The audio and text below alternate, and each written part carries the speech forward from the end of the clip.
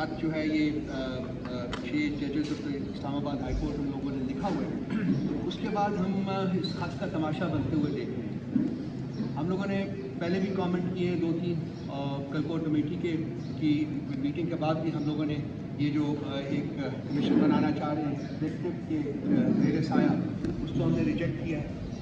तो आज मैंने अपने सारे दोस्तों से जो लीगल हमारे फ्रेंड्स हैं उनसे कहा था कि इम्पॉर्टेंट है कि हम आप लोगों से डायरेक्टली बात करें और जो इस ख़त के मुज़म्मिरान हैं और ये लोग जिस तरीके से इसको इरेलेवेंट करने की कोशिश कर रहे हैं वो आपके सामने रख रहे हैं।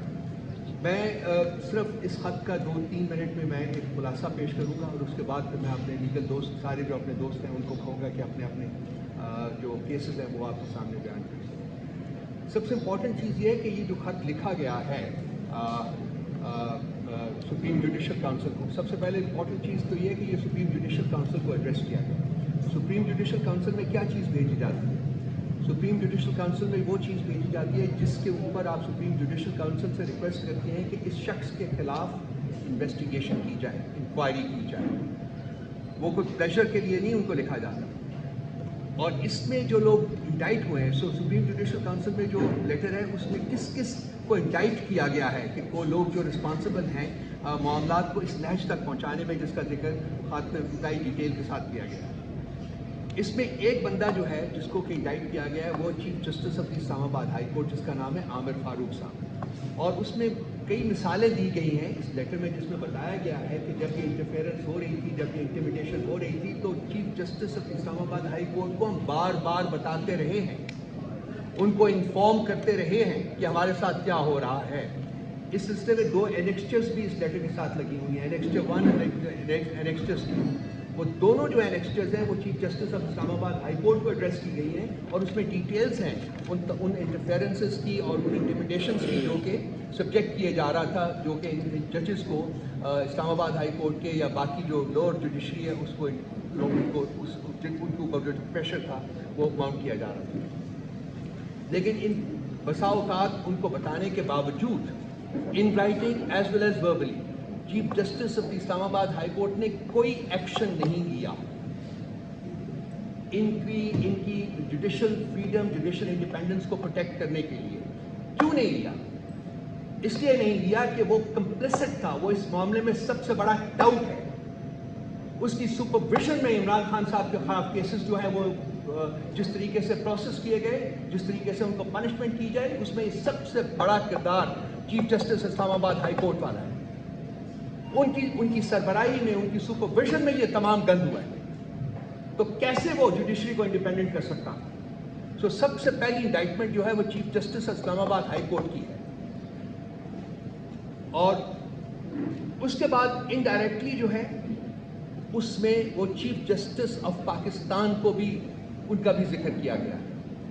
उनके साथ मीटिंग्स का भी जिक्र किया गया है इस लेटर में कि उनके साथ मीटिंग्स हुई, उनको हमने अप्राइज किया कि इस्लामाबाद हाई कोर्ट लेवल के ऊपर, डिस्ट्रिक्ट जुडिशरी के लेवल के ऊपर क्या प्रेशर्स हैं, क्या इंटिमिडेशंस हैं, क्या कोर्शंस हैं। उसमें बड़ी ल्यूरिड किस्म की डिटेल्स हैं।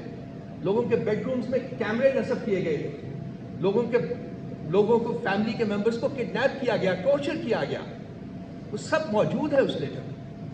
तो दूसरा जो बंदों को जिसको सिंगल आउट किया गया है वो है चीफ जस्टिस ऑफ पाकिस्तान।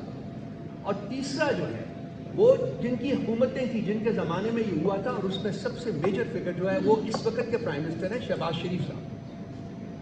तो ये वो लोग हैं जो कि डायरेक्टली और इनडायरेक्टली जिनकी इंडाइटमेंट इस लेटर में की गई है। कंसिक्वेंटली किसी किस्म की अथॉरिटी इन ऑफिसर्स में, इनके ऑफिसर्स में वेस्ट करना कि ये इंसाफ करेंगे, ये इंसाफ की तौहीन है, ये इंसाफ का कत्ल है, ये आइन का कत्ल है, ये कानून का कत्ल है।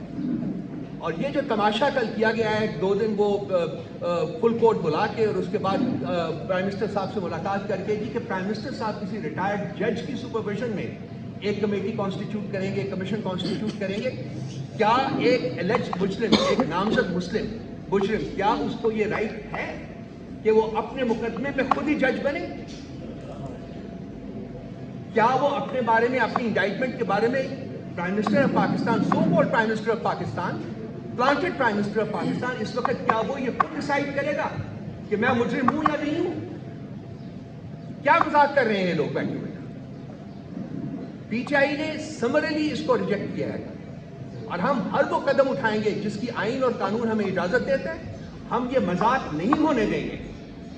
ہم چاہتے ہیں کہ اس لیٹر کی جو ریکمنڈیشن ہے جو کہ جوڈیشل کنونشن ہے, کیوں جوڈیشل کنونشن وہ کہہ رہے ہیں کہ کیا جائے, انہوں نے کہا یہ تو ہم صرف 6 لوگ ہیں, اس کے علاوہ ہنڈریڈس آف ادر ججز آپریٹ ان دس کنٹری. ہم چاہتے ہیں کہ وہ بھی اپنے ایکسپیرینسز جو ہیں وہ بیان کریں, وہ بھی ہمیں بتائیں کہ ان کے ساتھ کیا بیتی ہے, کیا بیت رہی ہے, کس کس طریقے سے ان کو پریشرائز کیا گیا.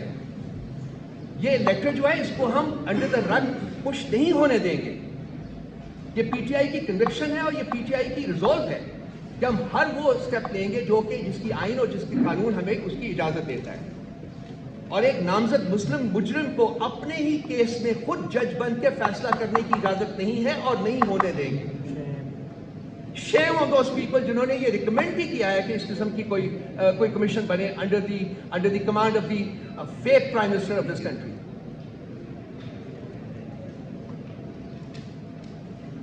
ایک لفظ میرے ذہن میں آتا ہے, میں اس کے ساتھ اب ختم کروں گا اور پھر میں نعیم پنجوتا کو کہوں گا کہ وہ ایک ٹائم لائن بتائے گا آپ کو کہ کیسز جو چیف جسٹس اسلام آباد ہائی کورٹ نے عمران خان صاحب کے ہینڈل کیے ہیں. یہ اس وقت آپ جو وٹنس کر رہے ہیں وہ ہے جوڈیشل سرنڈر. جوڈیشری اپنی انڈیپینڈنس خود ایگزیکٹو کے سامنے فروخت کر رہی ہے. یہ نہیں ہونا چاہیے.